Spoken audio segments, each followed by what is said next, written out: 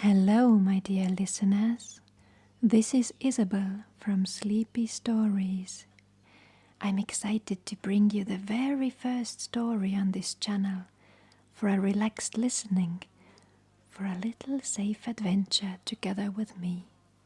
When we listen, we relax. So let me read to you and take you to little cozy journeys with this collection of short stories by Agatha Christie into the life of the most famous Christie's character, the funny, peculiar, but absolutely brilliant Hercule Poirot. But before you do, just a quick reminder. English isn't my first language, nor is French, so if I stumble over some words, let's laugh at it together. Thank you for being here, and now let's unravel this mystery together. Agatha Christie, Hercule Poirot. The complete short stories. The Affair at the Victory Ball is a short story by Agatha Christie, starring Hercule Poirot. It takes place at the fancy post-World War I Victory Ball, revolving around the mysterious death of a guest. Poirot steps in to solve the mystery. With his usual cleverness and precision, he uncovers a web of secrets, revealing the truth behind the crime. 1. The Affair at the Victory Ball.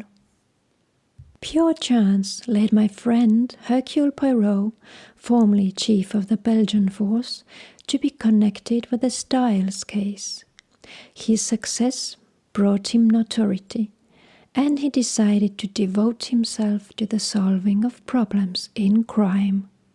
Having been wounded on the Somme and invalided out of the army, I finally took up my quarters with him in London.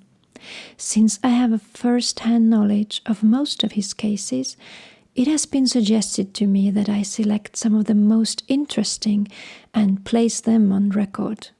In doing so, I feel that I cannot do better than begin with that strange tangle which aroused such widespread public interest at the time. I refer to the affair at the Victory Ball. Although perhaps it is not so fully demonstrative of Poirot's peculiar methods as some of the more obscure cases, its sensational features, the well-known people involved, and the tremendous publicity given it by the press make it stand out as a cause célèbre, and I have long felt that this is only fitting that Poirot's connection with the solution should be given to the world. It was a fine morning in spring, and we were sitting in Poirot's rooms. My little friend, neat and dapper as ever, his egg-shaped head tilted on one side, was delicately applying a new pomade to his mustache. A certain harmless vanity was a characteristic of Poirot's, and fell into line with his general love of order and method. The Daily Newsmonger, which I had been reading, had slipped to the floor, and I was deep in a brown study when Poirot's voice recalled me. "Of what are you thinking so deeply, mon ami?" "To tell you the truth," I replied, "I was puzzling over this unaccountable affair at the Victory Ball. The papers are full of it." I tapped the sheet with my finger as I spoke. "Yes." "The more one reads of it, the more shrouded in mystery the whole thing becomes." I warmed to my subject. "Who killed Lord Cronshaw? Was Coco Courtenay's death on the same night a mere coincidence? Or was it an accident? Or did she deliberately take an overdose of cocaine?" I stopped and then added dramatically, "These are the questions I ask myself." Poirot, somewhat to my annoyance, did not play up. He was peering into the glass and merely murmured, "Decidedly, this new pomade, it is a marvel for the mustache." Catching my eye, however, he added hastily, "Quite so, and how do you reply to your questions?" But before I could answer, the door opened, and our landlady announced Inspector Japp. The Scotland Yard man was an old friend of ours, and we greeted him warmly. "Oh, my good chap," cried Poirot, "and what brings you to see us?" "Well, Monsieur Poirot," said Japp, seating himself and nodding to me, "I'm on a case that strikes me as being very much in your line, and I came along to know whether you'd care to have a finger in the pie." Poirot had a good opinion of Japp's abilities, though deploring his lamentable lack of method, but I, for my part, considered that the detective's highest talent lay in the gentle art of seeking favours under the guise of conferring them. "It's the victory ball," said Japp persuasively. "Come now, you'd like to have a hand in that." Poirot smiled at me. "Well, my friend Hastings would, at all events. He was just holding forth on the subject, n'est-ce pas, mon ami?" "Well, sir," said Japp condescendingly, "you shall be in it too. I can tell you, it's something of a feather in your cap to have inside knowledge of a case like this. Well, here's to business. You know the main facts of the case, I suppose, Monsieur Poirot?" "From the papers only, and the imagination of the journalist is sometimes misleading. Recount the whole story to me." Japp crossed his legs comfortably and began. "As all the world and his wife knows, on Tuesday last a grand victory ball was held. Every two-penny halfpenny hop calls itself that nowadays, but this was the real thing, held at the Colossus Hall, and all London at it, including your Lord Cronshaw and his party." "His dossier?" interrupted Poirot. "I should say his bioscope. No, how do you call it? Biograph.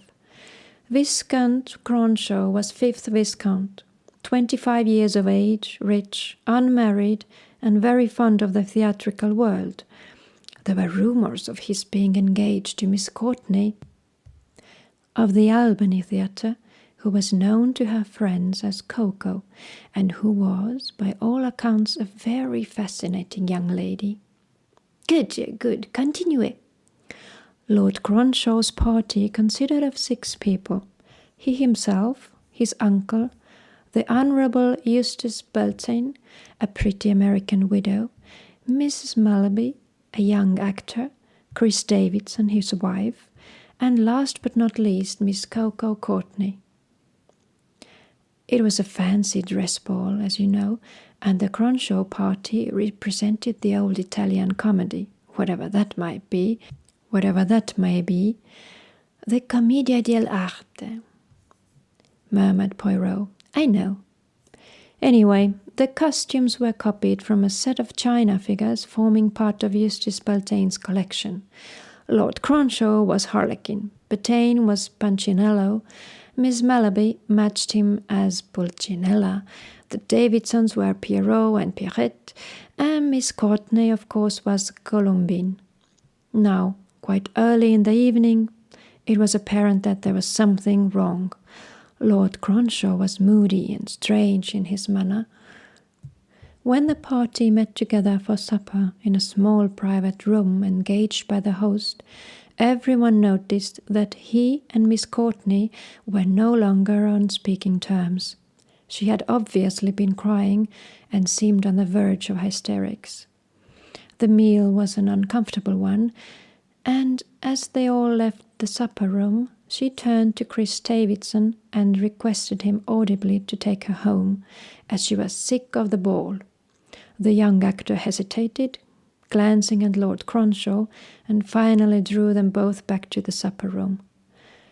But all his efforts to secure a reconciliation were unavailing, and he accordingly got a taxi and escorted the now weeping Miss Courtney back to her flat. Although obviously very much upset, she did not confide in him, merely reiterating again and again that she would make old Cronch sorry for this. That is the only hint we have, that her death might not have been accidental. And it's precious little to go upon. By the time Davidson had quieted her down somewhat, it was too late to return to the Colossus Hall, and Davidson accordingly went straight home to his flat in Chelsea, where his wife arrived shortly afterwards, bearing the news of the terrible tragedy that had occurred after his departure. Lord Cronshaw, it seems, became more and more moody as the ball went on. He kept away from his party, and they hardly saw him during the rest of the evening. It was about 1:30 a.m., just before the grand cotillion, where everyone was to unmask, that Captain Digby, a brother officer who knew his disguise, noticed him standing in a box, gazing down on the scene. "Hello, Cranch," he called. "Come down and be sociable." "What are you moping about up there for like a boiled owl? Come along.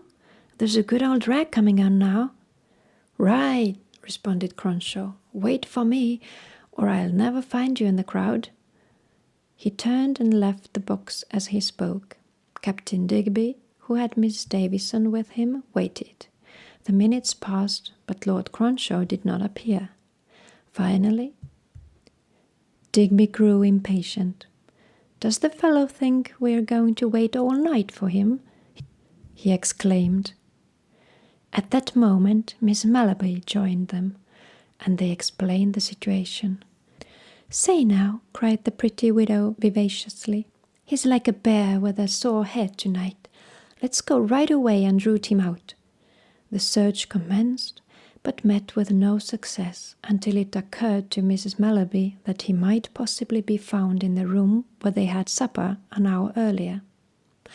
They made their way there. What a sight met their eyes! There was Harlequin, sure enough, but stretched on the ground with a table knife in his heart. Japp stopped, and Poirot nodded, and said with the relish of the specialist, "Une belle affaire." "And there was no clue as to the perpetrator of the deed? But how should there be?" "Well," continued the inspector, "you know the rest. The tragedy was a double one.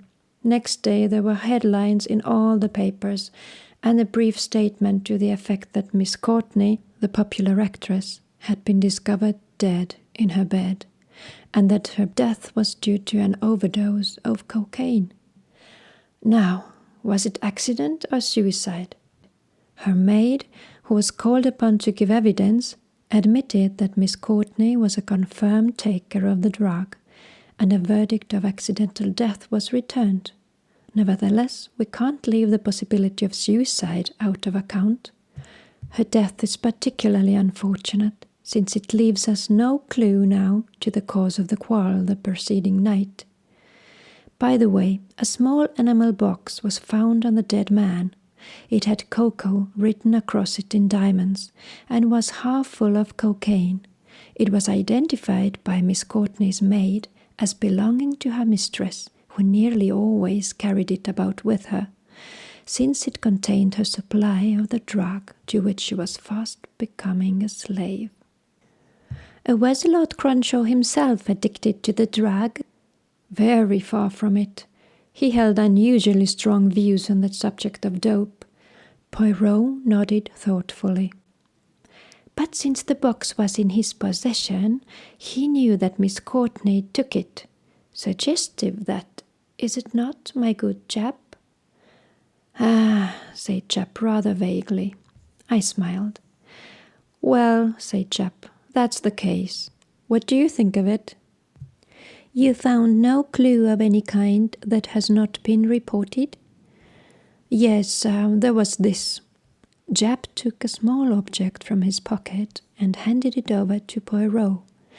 It was a small pompon of emerald green silk, with some ragged threads hanging from it, as though it had been wrenched violently away.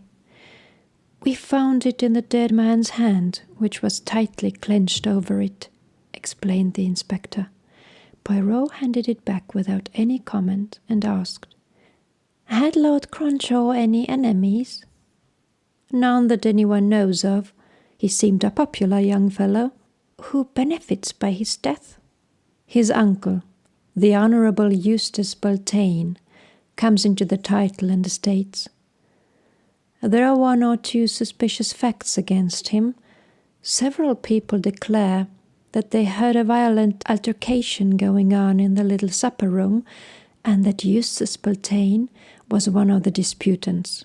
You see, the table knife being snatched up off the table would fit in with the murder being done in the heat of a quarrel. What does Mr. Beltane say about the matter? Declares one of the waiters was the worse for liquor, and that he was giving him a dressing down. Also that it was nearer to 1 than past. You see, Captain Digby's evidence fixes the time pretty accurately. Only about 10 minutes elapsed between his speaking to Cronshaw and the finding of the body. And in any case, I suppose Mr. Beltane, as Punchinello, was wearing a hump and a ruffle? I don't know the exact details of the costumes, said Japp, looking curiously at Poirot. And anyway, I don't quite see what that has got to do with it. No, there was a hint of mockery in Poirot's smile. He continued quietly, his eyes shining with the green light I had learned to recognize so well. There was a curtain in this little supper room, was there not? Yes, but was the space behind it sufficient to conceal a man? Yes, in fact, there's a small recess. But how you know about it? You haven't been to the place, have you, Monsieur Poirot? No, my good chap. I supplied the curtain from my brain. Without it, the drama is not reasonable. And always one must be reasonable. But tell me, did they not send for a doctor? At once, of course, but there was nothing to be done. Death must have been instantaneous. Poirot nodded rather impatiently. Yes, I understand. This doctor now, he gave evidence at the inquest? Yes. Did he say nothing of any unusual symptom? Was there nothing about the appearance of the body which struck him as being abnormal? Japp started hard at the little man. Yes, Monsieur Poirot, I don't know what you're getting at, but he did mention that there was a tension and stiffness about the limbs which he was quite at a loss to account for. Aha, said Poirot. Aha, mon Dieu. Japp, that gives one to think, does it not? I saw that it had certainly not given Japp to think. If you're thinking of poison, monsieur, who on earth would poison a man first and then stick a knife into him? In truth, that would be ridiculous, agreed Poirot placidly. Now, is there anything you want to see, monsieur? If you'd like to examine the room where the body was found. Poirot waved his hand. Not in the least. You have told me the only thing that interests me, Lord Cronshaw's views on the subject of drug-taking. Then there's nothing you want to see? Just one thing. What is that? The set of china figures from which the costumes were copied. Japp stared. Well, you're a funny one. You can manage that for me? Come round to Berkeley Square now, if you like. Mr. Beltane, or his lordship, as I should say now, won't object. We set off at once in a taxi. The new Lord Cronshaw was not at home, but at Japp's request we were shown into the china room where the gems of the collection were kept. Japp looked round him rather helplessly. I don't see how you'll ever find the ones you want, monsieur. But Poirot had already drawn a chair in front of the mantelpiece and was hopping up upon it like a nimble robin. Above the mirror, on a small shelf to themselves, stood 6 china figures. Poirot examined them minutely, making a few comments to us as he did so. Le voilà! The old Italian comedy. 3 pairs. Harlequin and Columbine, Pierrot and Pierrette, very daintily in white and green. Oh, and Punchinello and Puncinella in mauve and yellow, very elaborate. The costume of Punchinello, ruffles, frills, a hump, a high hat.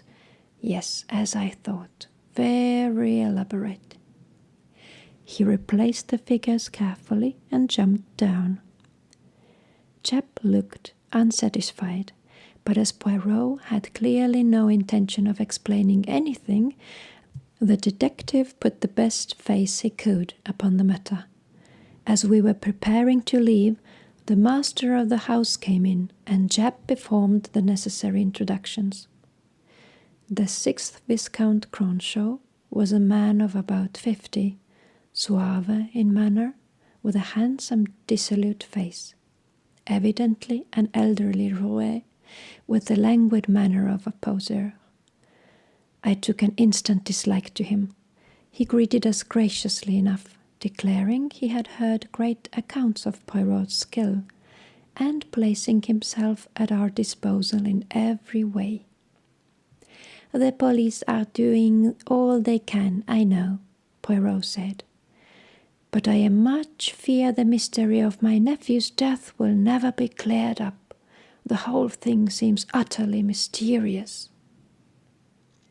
Poirot was watching him keenly. "Your nephew had no enemies that you know of?" "None whatever.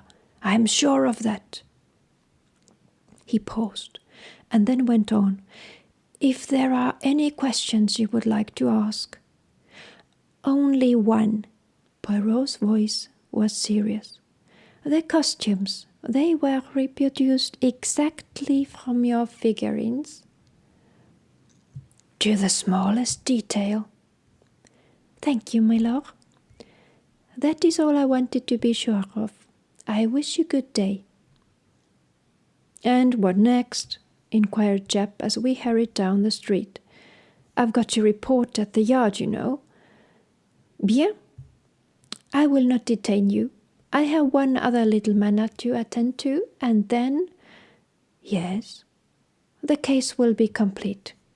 "What? You won't. You don't mean it. You know who killed Lord Cronshaw?" "Parfaitement." "Who was it? Eustace Poltain?" "Ah, mon ami, you know my little weakness. Always I have a desire to keep the threads in my own hands up to the last minute. But have no fear. I will reveal all when the time comes. I want no credit. The affair shall be yours, on the condition that you permit me to play out the denouement my own way." "That's fair enough," said Jep. "That is, if the denouement ever comes. But I say, you are an oyster, aren't you?" Poirot smiled. "Well, so long. I'm off to the yard." He strode off down the street, and Poirot hailed a passing taxi. "Where are we going now?" I asked in lively curiosity. "To Chelsea to see the Davidsons." He gave the address to the driver. "What do you think of the new Lord Cronshaw?" I asked. "What says my good friend Hastings?" I distrust him instinctively. "You think he is the wicked uncle of the storybooks, eh?" "Don't you?" "Me? I think he was most amiable towards us," said Poirot non-committally. "Because he had his reasons?" Poirot looked at me, shook his head sadly, and murmured something that sounded like "no method." The Davidsons lived on the 3rd floor of a block of mansion flats. Mr. Davidson was out, we were told, but Mrs. Davidson was at home. We were ushered into a long, low room with garish oriental hangings. The air felt close and oppressive, and there was an overpowering fragrance of joss sticks. Mrs. Davidson came to us almost immediately, a small, fair creature whose fragility would have seemed pathetic and appealing had it not been for the rather shrewd and calculating gleam in her light blue eyes. Poirot explained our connection with the case, and she shook her head sadly. Poor Crunch, and poor Coco too. We were both so fond of her, and her death has been a terrible grief to us. What is it you want to ask me? Must I really go over all that dreadful evening again? Oh, madame, believe me, I would not harass your feelings unnecessarily. Indeed, Inspector Japp has told me all that is needful. I only wish to see the costume you wore at the ball that night. The lady looked somewhat surprised, and Poirot continued smoothly. You comprehend, madame, that I work on the system of my country. There we always reconstruct the crime. Is it possible that I may have an actual representation? And if so, you understand, the costumes would be important. Mrs. Davidson still looked a bit doubtful. I've heard of reconstructing a crime, of course, she said, but I didn't know you were so particular about details. But I'll fetch the dress now. She left the room and returned almost immediately with a dainty wisp of white satin and green. Poirot took it from her and examined it, handing it back with a bow. Merci, madame. I see you have had the misfortune to lose one of your green pompons. The one on the shoulder here? Yes, I got it torn off at the ball. I picked it up and gave it to poor Lord Cronshaw to keep it for me. That was after supper? Yes. Not long before the tragedy, perhaps? A faint look of alarm came into Mrs. Davidson's pale eyes, and she replied quickly, Oh, no, long before that. Quite soon after supper, in fact. I see. Well, that is all. I will not derange you further. Bonjour, madame. Well, I said as we emerged from the building, that explains the mystery of the green pompon. I wonder. Why? What do you mean? You saw me examine the dress, Hastings? Yes. Bien. The pompon that was missing had not been wrenched off, as the lady said. On the contrary, it had been cut off, my friend, cut off with scissors. The threads were all quite even. Dear me, I exclaimed. This becomes more and more involved. On the contrary, replied Poirot placidly, it becomes more and more simple. Poirot, I cried, one day I shall murder you. Your habit of finding everything perfectly simple is aggravating to the last degree. But when I explain, mon ami, is it not always perfectly simple? Yes, that is the annoying part of it. I feel then that I could have done it myself. And so you could, Hastings, so you could, if you would but take the trouble of arranging your ideas. Without method? Yes, I said hastily, for I knew Poirot's eloquence when started on his favorite theme only too well.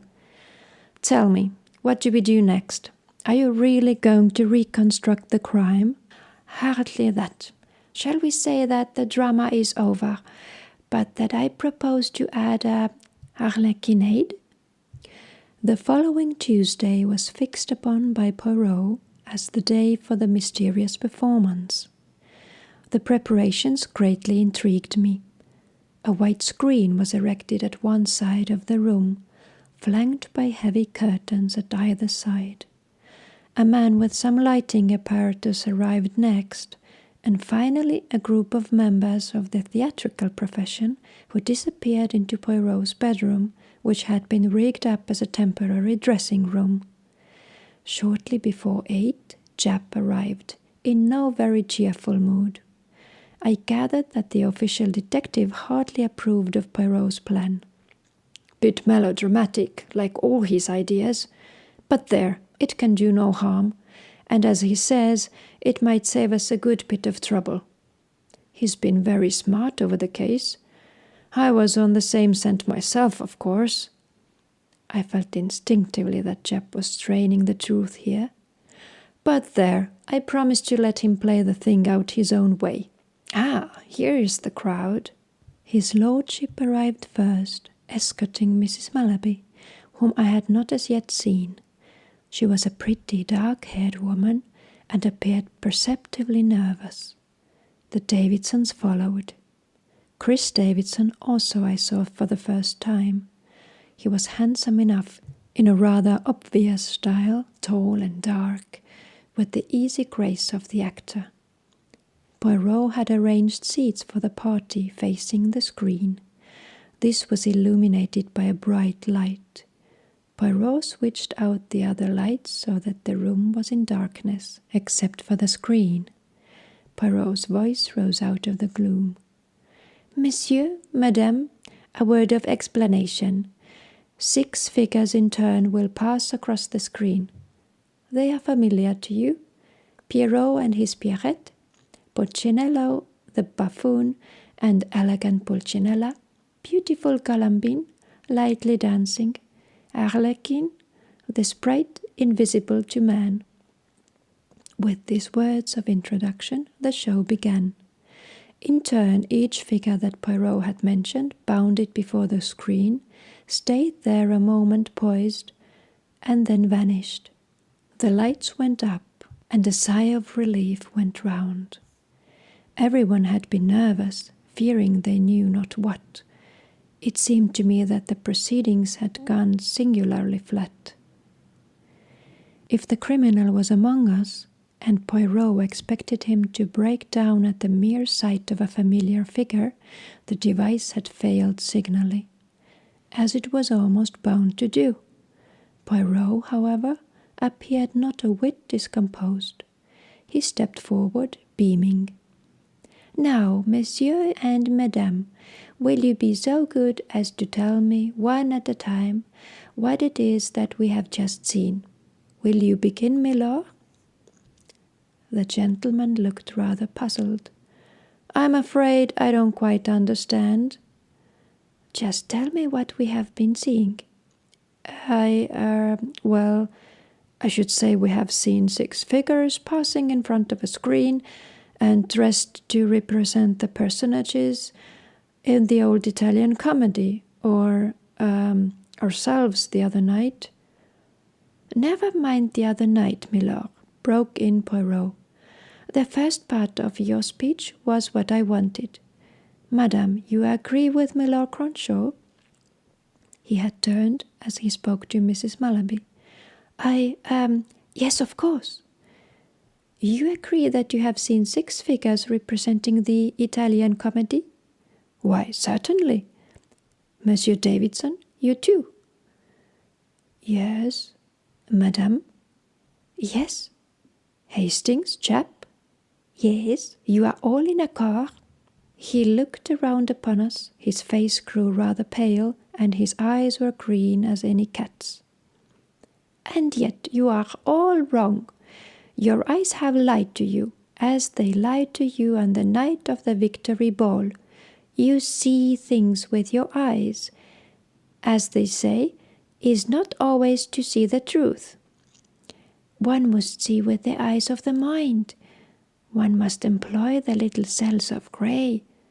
Know, then, that tonight and on the night of the Victory Ball you saw not 6 figures, but 5. See!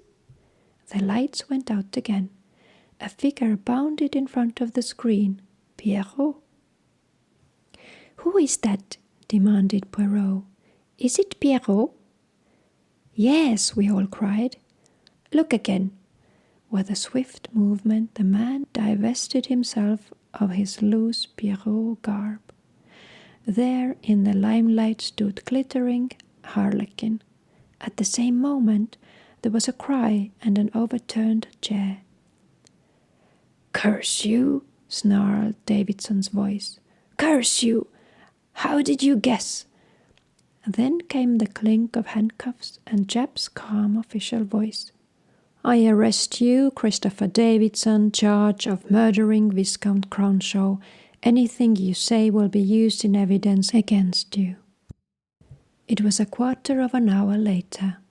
A recherché little supper had appeared, and Poirot, beaming all over his face, was dispensing hospitality and answering our eager questions. It was all very simple.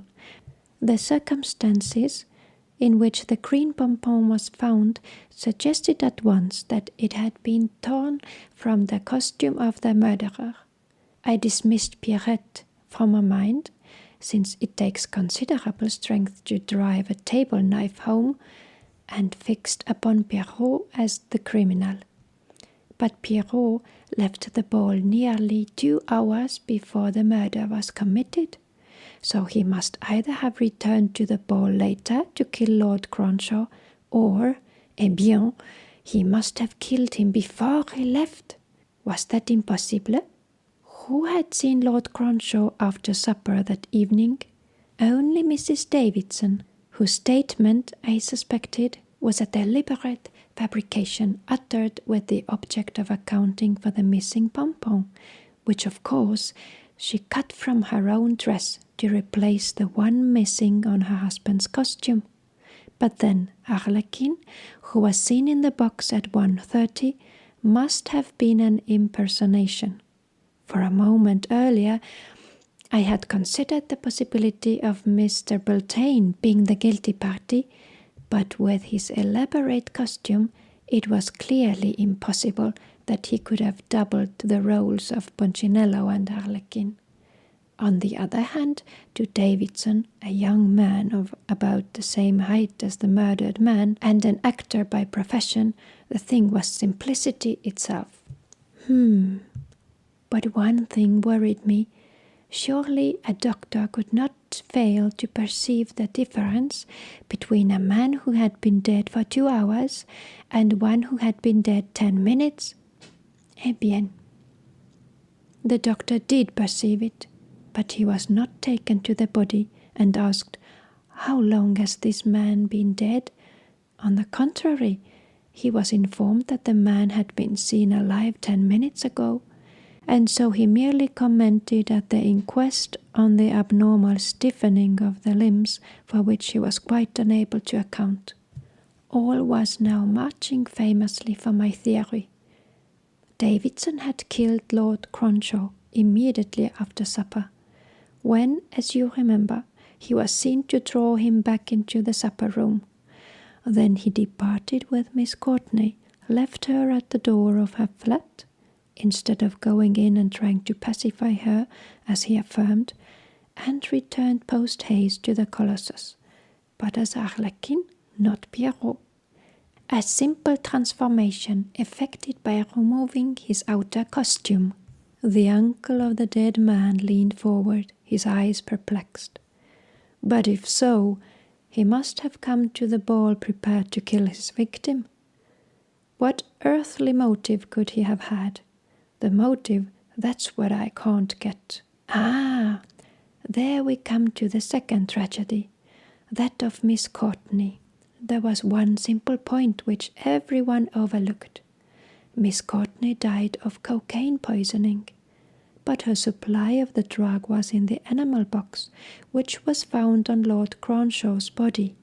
Where then did she obtain the dose which killed her? Only one person could have supplied her with it, Davidson, and that explains everything. It accounts for her friendship with the Davidsons and her demand that Davidson should escort her home.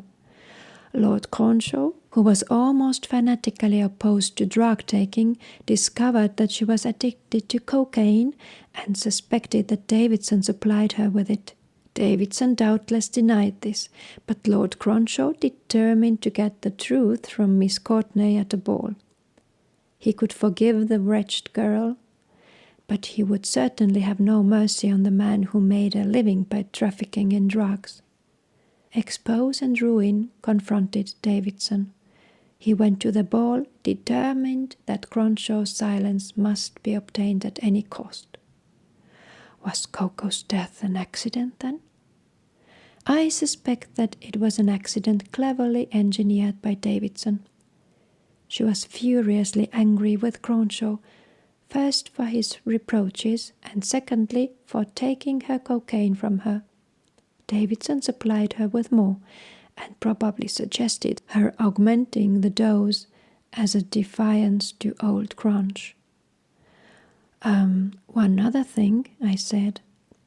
The recess and the curtain, how did you know about them? Why, mon ami, that was the most simple of all. Waiters had been in and out of that little room, so obviously the body could not have been lying there where it was found on the floor. There must be some place in the room where it could be hidden. I deduced a curtain and a recess behind it. Davidson dragged the body there, and later, after drawing attention to himself in the box, he dragged it out again before finally leaving the hall. It was one of his best moves. He is a clever fellow, but in Poirot's green eyes I read unmistakably the unspoken remark, but not quite so clever as Hercule Poirot. The end. So we have reached at the end of the short story The Affair at the Victory Ball, written by Agatha Christie.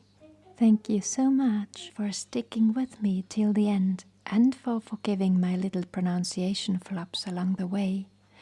Don't forget to subscribe this channel and click the bell so you won't miss any of these adventures. Let us discover together the world of the legendary Hercule Poirot. Until next time, my friend, take care and happy relaxed listening.